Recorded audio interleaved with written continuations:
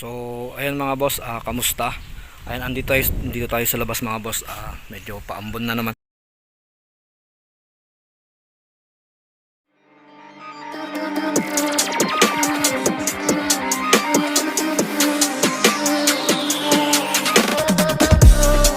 When the silence is too loud, I swear I can hear a voice, left a message. So, ayan mga boss, maulang hapon sa inyong lahat. Ayan, kamusta? So, nag-aayos tayo ng motor dito. Nagbaklas tayo ng crank. Ayan mga boss, crank cover sa kabilaan. Saka yung sa may head natin sa taas. Ito, sa may magneto. And then sa clutch mga boss.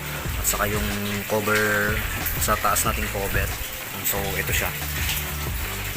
Ayan, binaklas natin ito mga boss dahil ipapa-repaint natin. Ayan, hindi tayo magre-repaint, ipapa-repaint na lang natin, ipapa-ansal natin mga boss dahil mainit yung sa may makina. So kailangan natin ipa-ansal to para mas matibay. Ayan, para tumagal. So ayun na nga, hindi ko na nga na-video mga boss pagbaklas natin dito. Ayan nga, dahil dito maulan. Binaklas natin dito sa magneto niya. Ayan, goods naman goods naman yung ano niya, yung gasket. Ayan, hindi natin napunit. So ayos, less gastos na yan. Siyempre kapag napunit to, ayan, panibagong gasket na naman. Pati sa kabila mga boss.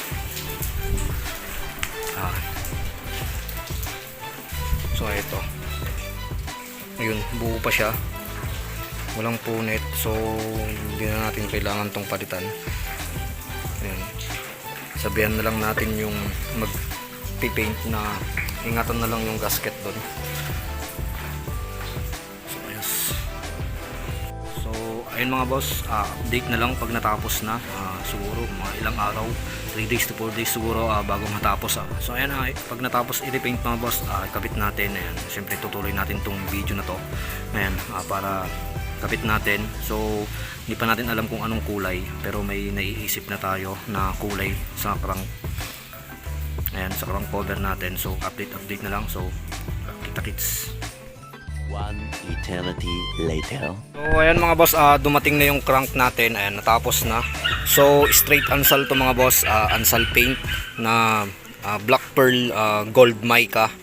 Ayan, black pearl gold mica siya mga boss. Ayan. So parang hindi ata kita yung gold. Ayan. So ayan to mga boss, pina-repaint natin to sa halagang 1.8. Ayan. So ayos naman siya, quality. So ayan, buhatin lang natin to mga boss at ilabas natin yung Rider 150 natin para may kabit na natin tong new paint na crankcase natin. Ayan mga boss, black pearl gold mica. So hindi lang kita, pero may gold dyan mga boss, yung napapansin nyo.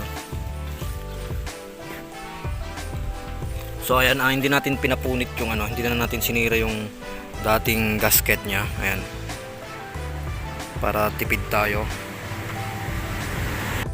Meron na. So ayan mga boss, unahin natin dito sa may clutch. Ayan, sa may crankcase. Clutch crankcase ng mga boss, clutch housing, ano dyan.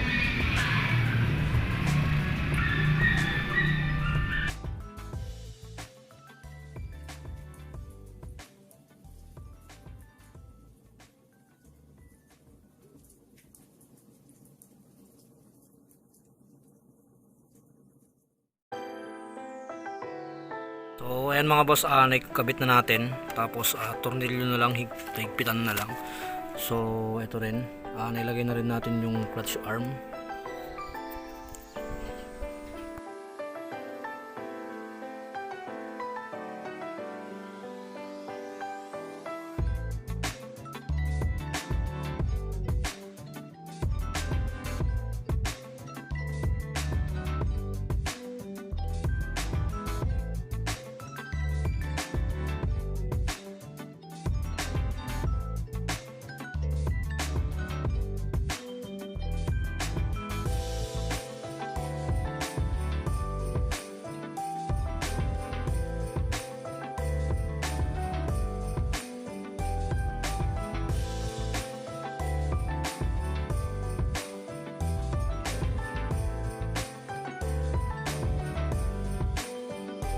ayan mga boss, nailagay na natin. Isunod naman natin dito sa magneto.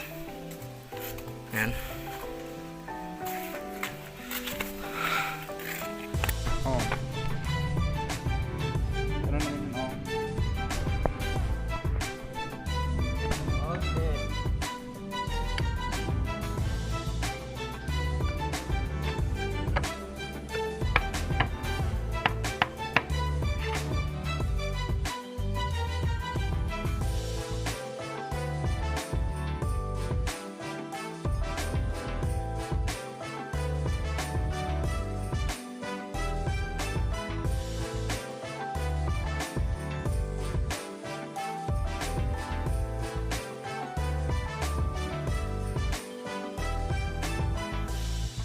So ayan mga boss, naikabit na natin tong Black Pearl Gold Mica. Ayan, Mica Gold.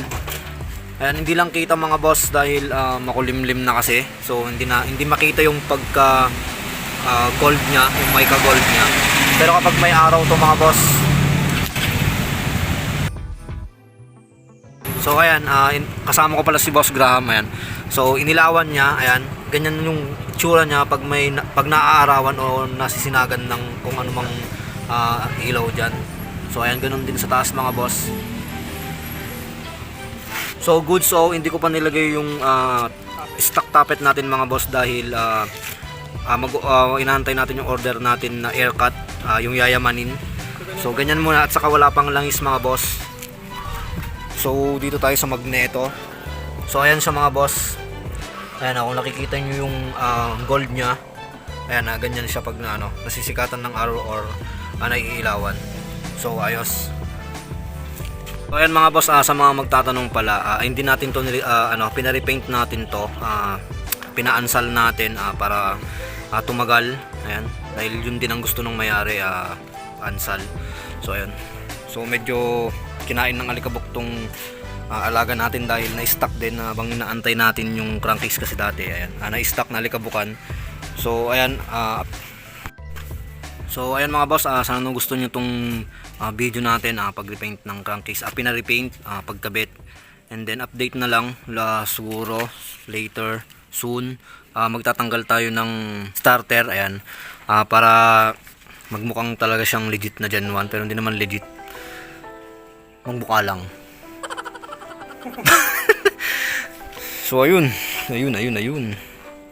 Boss, dito ko natatapusin tong video na to. Ayan, dahil mag-washing tayo, maglilinis. Hindi na natin bibidyohan yon dahil basic na lang sa inyo yan, mag-washing ng motor. Hindi na kailangang ituro pa kung paano, di ba? Legit. Ayan, so ayan, don't forget to like, comment, subscribe. Ayan, at saka huwag niyong kalimutang hit ang notification bell at mag-subscribe kay Boss Graham Moto.